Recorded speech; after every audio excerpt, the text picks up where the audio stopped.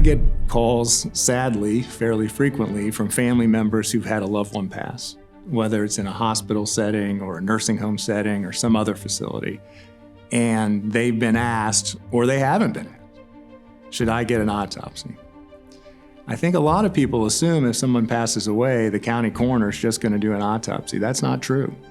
The county coroner, they only do autopsies in very limited circumstances. And the reason for that is they have a budget. They're part of the government.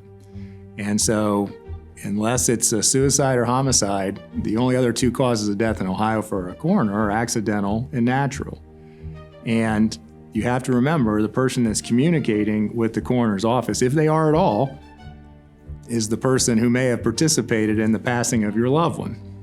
The decision to get an autopsy is a very personal one. There's religious considerations, there's personal considerations, but ultimately from a case perspective, it's very beneficial to get an autopsy. If the coroner, the county public official coroner's office is not willing to do the autopsy, then we can provide a list of pathologists privately who will perform an autopsy. And a private autopsy can be very inexpensive if they're particularly limiting it to a certain part of the body. If you know, for instance, that your family member had a heart issue and we're not quite sure what the heart issue was, or you can do a complete autopsy, which can be a little more expensive.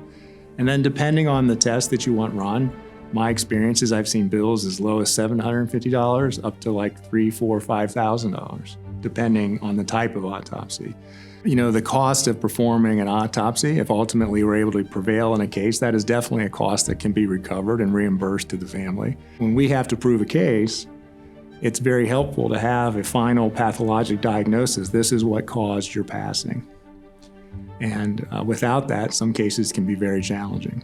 But ultimately, what I have found is that family members who have obtained the autopsy, having those questions answered is well worth it.